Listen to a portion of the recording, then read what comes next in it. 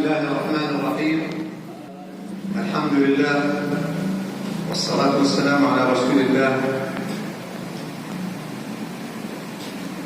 الشيخ الفاضل أبونا الكبير محمد يوسف، الإخوة المصلون والمصليات في مسجد الخليفة إبراهيم، السلام عليكم ورحمة الله وبركاته.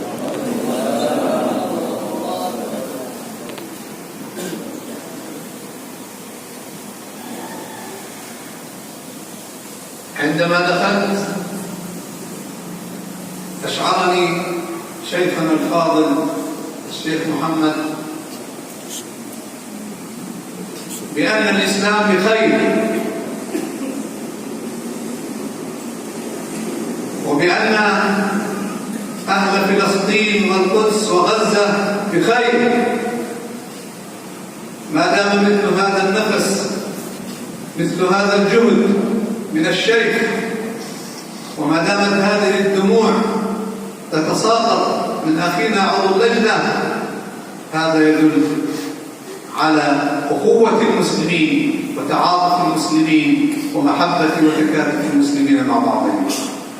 Bismillah, pertama-tama saya mengucapkan terima kasih sebanyak-banyaknya atas sambutan dari warga jamaah Masjid Khalifah Ibrahim, dan beliau sangat senang ketika tadi kemudian datang ke sini melihat rasa gembira dari masyarakat, antusias dari Pak Imam dan jamaah, ketika kemudian merasa sedih dengan keadaan kaum muslimin yang jauh di sana.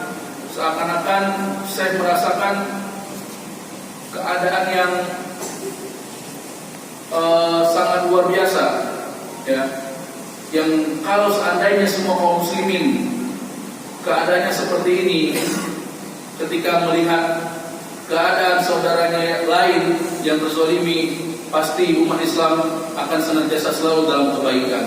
وهنئا إياكم بشهر رمضان، موسم الطاعات والرحمة والغفران، تغلق فيه أبواب النيران وتفتح فيه أبواب الجنان، موسم للمؤمنين يستجاب فيه الدعاء. يا رب، قولوا يا رب، يا رب، يا الله، يا الله، اجعلنا من عتقاء شهر رمضان، اجعلنا من عتقاء شهر رمضان. Kemudian kita bersyukur juga momen saat ini bertepatan dengan momen bulan Ramadan yang bisa kita sebut sebagai musim ketaatan. Melakukan ketaatan di dalamnya merupakan kesempatan yang tidak boleh terlepas dan terlewat begitu saja oleh kita sebagai seorang muslim. Dan hendaknya kita senantiasa berdoa kepada Allah, ya Allah, ya Rabb, ij'alna min uttaqai syahri Ramadan. Jadikan kami ya Allah sebagai orang yang termasuk di antara orang-orang yang Engkau bebaskan dari neraka dan menjadi penghuni surga pada bulan Ramadan ini. ولكن رمضان في إندونيسيا حيث الهدوء والاستقرار والجو الجميل والإفطار على صفارات التنبيه يختلف عن رمضان في أماكن أخرى. Dan ketika di Indonesia ini kemudian kita menghadapi Ramadan dalam kondisi tentram, aman, udara yang menyenangkan, kondisi yang menenteramkan hati kita. Namun ada beberapa keadaan pada bulan Ramadan ini yang berbeda dari keadaan Ramadan Muslim Indonesia di belahan bumi yang lainnya. Ramadan في الصومال جوع، وفي ميانمار قتل وتشريد، وفي القدس انتهاك وقهر، في المسجد الأقصى وفي غزة جوع وألم وعطش ومرض وفقر وحصار، فشتان بين رمضانكم في أندونيسيا ورمضان في الأقطار الأخرى التي ذكرتها. Dan kemudian Ramadan di beberapa negara, di beberapa tempat yang kaum muslimin tinggal di dalamnya berbeda dengan kita. Di Somalia misalkan, mereka menghadapi Ramadan dalam kondisi lapar, yang benar-benar kelaparan. Mungkin tidak bisa mereka mendapatkan apa yang mereka makan untuk sahur dan berbuka mereka. Kemudian di Myanmar, kaum muslimin yang melaksanakan Ramadan dihantui dengan pembantaian kaum muda dari pemerintahan mereka. Dan lebih dari itu, Ramadan yang dirasakan oleh penduduk Gaza, warga Palestina, dihantui oleh tembakan-tembakan rudal dari pesawat-pesawat Zionis Yahudi, sehingga hari-hari mereka ditemani dengan suara dentuman roket, suara tembakan-tembakan dari tank dan desingan peluru yang terus-menerus diarahkan kepada mereka dalam hari-hari mereka menghadapi puasa Ramadan saat ini. Wal-Aqsa fihi Ramadan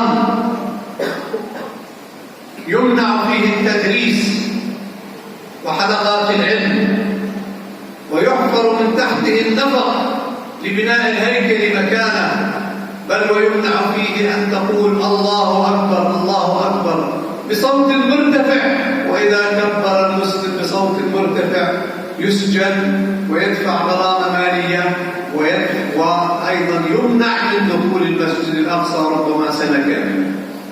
Dan kemudian yang terjadi di Al-Aqsa hari ini, sebelum gencatan senjata antara pasukan kaum muslimin di Gaza dan tentara Zionis Yahudi, adalah kaum muslimin di sana dilarang untuk mengadakan kajian dan halaqah Quran di halaman Masjid Al-Aqsa. Mereka juga diberi batas waktu ketika ingin melakukan ibadah di sana, dan ada tempat-tempat tertentu yang tidak boleh dimasuki oleh kaum muslimin. Dan lebih dari itu, yang sangat mencengangkan adalah ketika ada kaum muslimin yang mengucapkan takbir misalkan di halaman Masjid Al-Aqsa, maka akan ditangkap.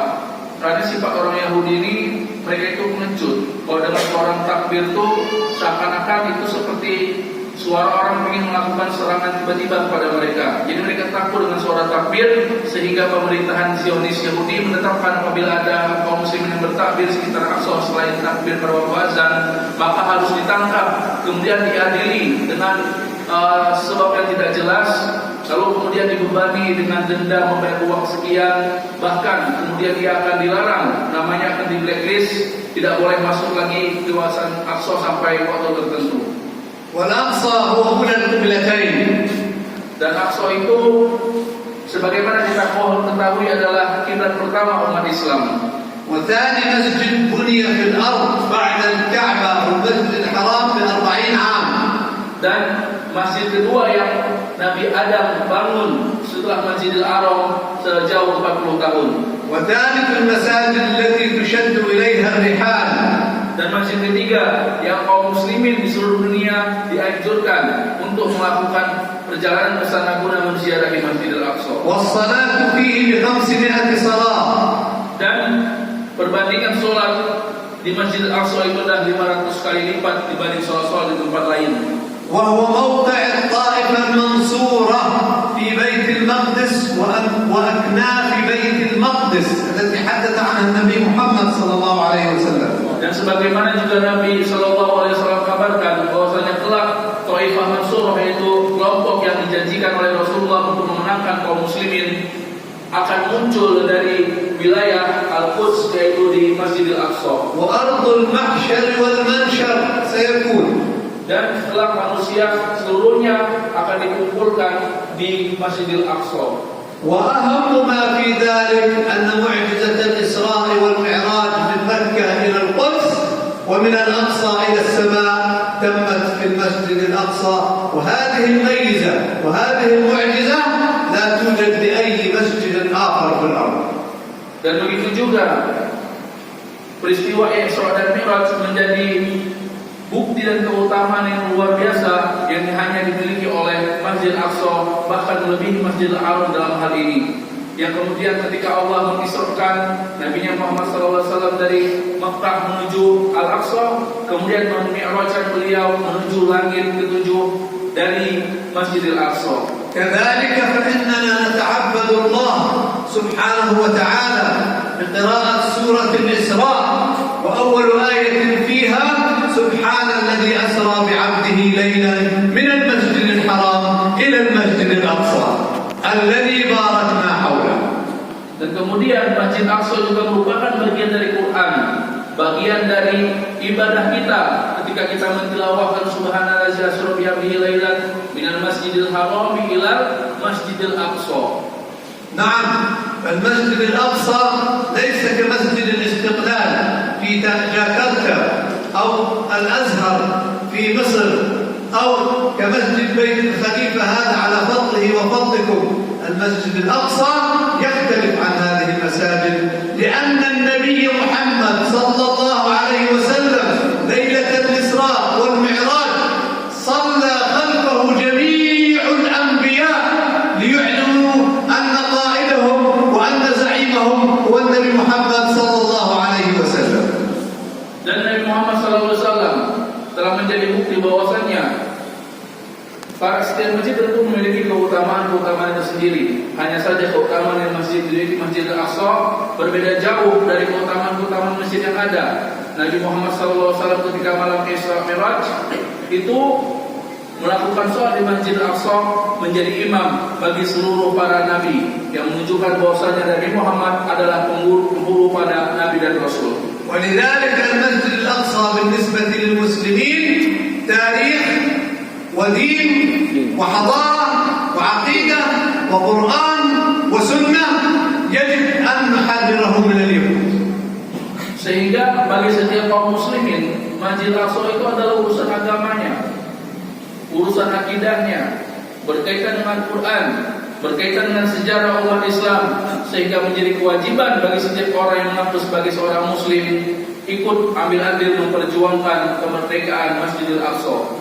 فهل تحرير الأقصى والمسؤولية عنه من حق أهل فلسطين، من حق العرب فقط، أم أن كل من ينطق الشهادتين مسؤول عن تحرير المسجد الأقصى فهو أمانة في عنقه إلى يوم الدين.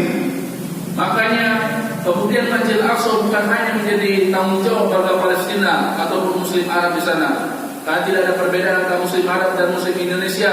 Setiap orang yang kemudian lantas mengaku sebagai seorang Muslim yang mengucapkan dua kalimat syahadat, wajib kemudian baginya untuk memerdekakan dan membebaskan masjid ketiga umat Islam ini dari cengkraman Zionis Yahudi.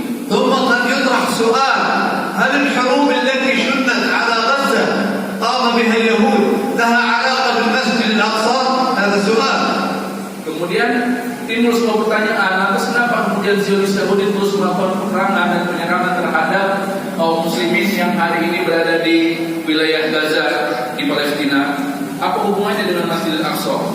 نعم، لأن أهل غزة وحكومة غزة وقادة غزة أسسوا جيشا من حفظة القرآن الكريم من الشباب من أجل أن يحرروا المسجد الأقصى وغزة تحررت وأرض فلسطين. Dikarenakan kemudian para penduduk Palestina yang bermukim di Gaza, yang tinggal di wilayah Gaza, sebagaimana kita tahu wilayah-wilayah Palestina hari ini seluruhnya di sana ada pemukiman Yahudi ilegal yang diimigrasikan oleh pemerintah Zionis Israel dengan tujuan mendesak kaum muslimin berada di Palestina agar meninggalkan tempat tinggal mereka. Maka ada sebuah wilayah bernama Gaza yang sampai hari ini tidak bisa dimasuki oleh tentara Zionis, dikarenakan di sana ada pejuang-pejuang Islam yang terus mempertahankan wilayah terakhir tersebut dan mempersiapkan dari para pemuda-pemudanya, para penghafal Quran, orang yang kemudian cinta dengan Al-Quran, mereka semua dipersiapkan yang jumlahnya ratusan ribu itu untuk apa? Untuk menjadi para pembebas Al-Aqsa kelak. ولذلك هذه الحروب خلفت مآسي في غزة، دمرت البيوت والمساجد والمصانع والمدارس والمستشفيات ومحطات الماء والكهرباء والصحافة والإعلام، كذلك خلفت الأسرى والجرحى والمعاقين والمرضى والشهداء والمرضى والجرحى، كل ذلك بسبب أن أهل غزة قالوا نحن سنحرر المسجد الأقصى. Yang kemudian karena ketakutan dari Zionis Yahudi bahwasanya para penduduk Gaza akan menyiapkan para pejuang Islam yang akan membebaskan Al-Aqsa, menyebabkan mereka melakukan penyerangan ke wilayah pendudukan sipil yang ada di wilayah Gaza. Dan akibatnya apa? Tentu saja begitu banyak rumah-rumah yang lantas hancur. Kaum muslimin menjadi korban dan menjadi syuhada. Anak-anak yang menjadi yatim karena kehilangan ayah dan ibunya. Kemudian bahkan target serangan yang dilakukan oleh tentara Zionis itu menghancurkan rumah sakit, sumber-sumber air, sumber listrik. Kantor berita milik Turki juga tidak luput dari serangan yang dilakukan oleh Zionis Israel secara membabi buta ke wilayah pemukiman kaum muslimin yang berada di Gaza saat ini. ولذلك أهل غزة قدموا الدماء والشهداء والمرض والجوع، فماذا يقدم أهل أندونيسيا، أهل ماليزيا، أهل أستراليا، مسلمو أمريكا، مسلمو أوروبا؟ ماذا يقدمون للقدس، للأقصى، لأهل غزة، لفلسطين؟ Dan jika kemudian penduduk Palestina yang berada di Gaza telah menetapkan diri mereka akan senantiasa bertahan agar kemudian bisa menjadi pembebas Al-Aqsa, mereka menyerahkan darah mereka, jiwa mereka, raga mereka, dan segala apa yang mereka miliki. Lantas apa yang hari ini telah diberikan oleh kaum muslimin di belahan dunia lain, di Indonesia kah, di Malaysia kah, di Australia, kaum muslimin di Eropa, kaum muslimin di Amerika? Apa yang hari ini telah kita lakukan untuk ikut berjuang bersama kaum muslimin Palestina? أبشر أهل فلسطين بأن أهل أندونيسيا يفهمون قوله تعالى إنما المؤمنون إخوة، وقول النبي صلى الله عليه وسلم المؤمن للمؤمن كالجسد، وقوله من خلف غازيا في أهله فقد غزا. أقول لهم لا تحزنوا ولا تهنوا ولا تضعفوا، فإن إخوانكم في أندونيسيا سيدعمونكم بكل ما أوتوا من قوة حتى تتحرر فلسطين والقدس والأقصى من اليهود الغاصبين إن شاء الله. Dan kemudian saya sampaikan kepada penduduk Gaza dan dengan keyakinan saya bahwasanya wahai penduduk Gaza, wahai penduduk Palestina, janganlah kalian merasa sedih dan putus asa, janganlah kalian merasa lemah dan merasa ditinggalkan sendirian, karena saya yakin dan saya tahu bahwasanya kaum muslimin di seluruh Indonesia, seluruh dunia, terutama di Indonesia sebagai negara Islam yang memiliki jumlah kaum muslimin terbanyak, pasti tidak akan pernah meninggalkan kalian, pasti tidak akan pernah membiarkan kalian sendiri menghadapi musuh kaum muslimin saat ini. وفي الختام terima kasih untuk negeri Indonesia, terima kasih untuk wali Madinah Nusukun, terima kasih untuk Imam Al-Masjid Al-Fadil, Masjid Al-Khalifah Ibrahim, terima kasih untuk Al-Muwaddafun Al-Khadam fil Masjid Muadzin, terima kasih untuk bapa-bapa, ibu-ibu, orang tua, wanita, anak-anak. وفي النهاية أقول سمي جنبي لني دي المسجد الأقصى إن شاء الله. تكبير تكبير تكبير. السلام عليكم ورحمة الله وبركاته. Mungkin bagian terakhir kita semuanya mengerti ya, Masya Allah, beliau juga begitu cinta kepada kita sehingga senantiasa ingin bisa bahasa kita ya. Jadi ketika menyampaikan kondisi kaum muslimin di sana itu lebih terasa ketika kemudian beliau bisa menyampaikannya dengan menggunakan bahasa Indonesia. Baiklah jamaah masjid yang berdoa